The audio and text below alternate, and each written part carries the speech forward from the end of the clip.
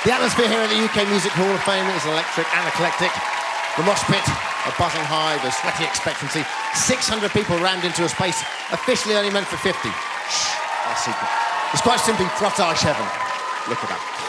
Already tonight, this stage has been graced by the sex machine that is James Brown, and still to come, Bon Jovi, Prince and Sir George Martin. But now it's time for our second induction of the evening. To tell us more, please welcome that rare thing in music, an articulate, intelligent drummer. From Hall of Fame inductees Queen, please welcome Roger Taylor.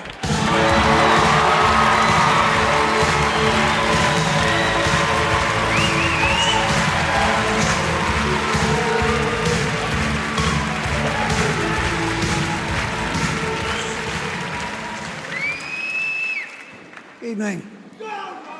Right. It's not about me, this is about Led Zeppelin.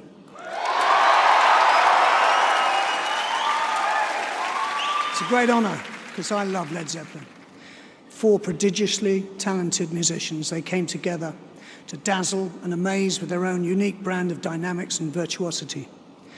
Magical combination of Jimmy Page and Robert Plant, underpinned by the best rhythm section around, John Paul Jones on bass, and the best rock and roll drummer in the world, John Bonham, sadly lost in 1980.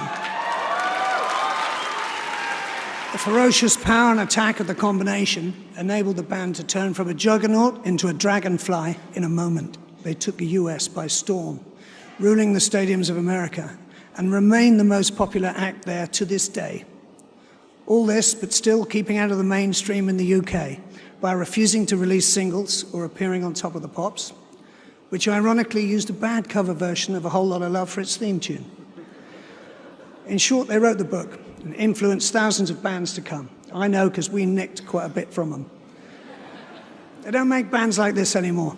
Britain should be proud of them, true legends. The magnificent Led Zeppelin. Let's have a look.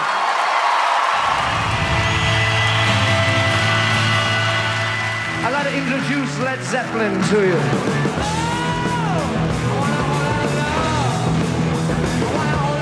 Whenever you hear a Led Zeppelin song, you can totally recognize it as soon as the vocals kick in. Still never heard anyone sound like Robert Plant. He had taken our own blues and twisted it 6 ways from Sunday. The sex god with the glory of the halo around his head, you know, the hair. And you had, if I may say so, the son of the devil on guitar. When Jimmy grabs hold of a riff, he makes it as powerful as possible. It's so explosive. An amazing writer and an amazing producer. I think underrated as a producer still to this day. It's just the way he produced it. It was just flawless. And don't fuck with perfection. You had this amazing, complex pattern going on behind them from the rhythm section. John Paul Jones, he was an amazing musician. He's so important to Led Zeppelin and so underrated as his importance in Led Zeppelin. Just the opening bass line of Dazed and Confused alone, I mean, should ensure that he should never have to work again. He was a runaway, brilliant bass player. And of course, if you put him together with John Bonham, who was the absolute most rock-solid drummer in the world. In some bands, guitars is the thing, but in Zeppelin, the drums was the main power behind the band. He was a machine. It's just like a hurricane. It's insane.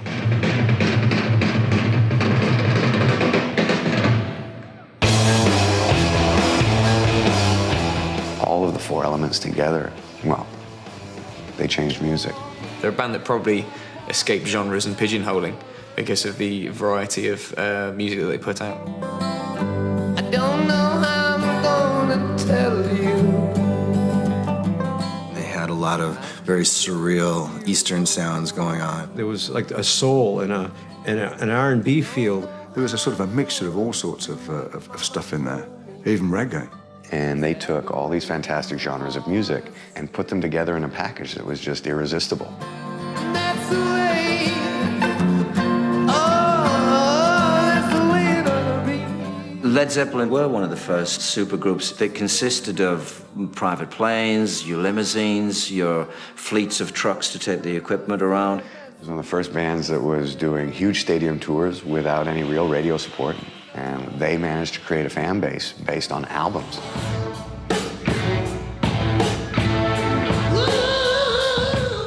The records were just so fucking great. But I remember when In Through the Outdoor was coming out and the excitement that built up before that actually happened. And then the huge letdown when John Bonham died.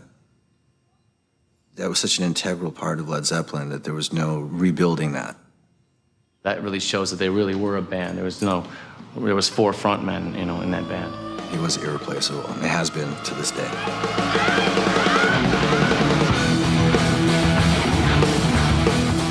Led Zeppelin is an immovable force in music that will never be forgotten. Let's put it this way.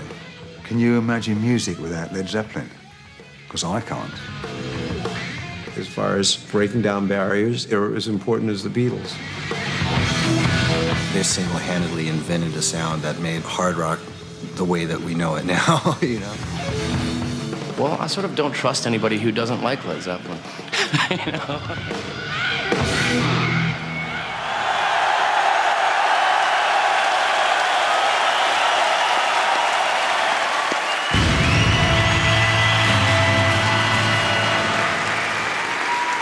To accept the award into the UK Hall of Fame, please welcome on behalf of Led Zeppelin, Jimmy Page.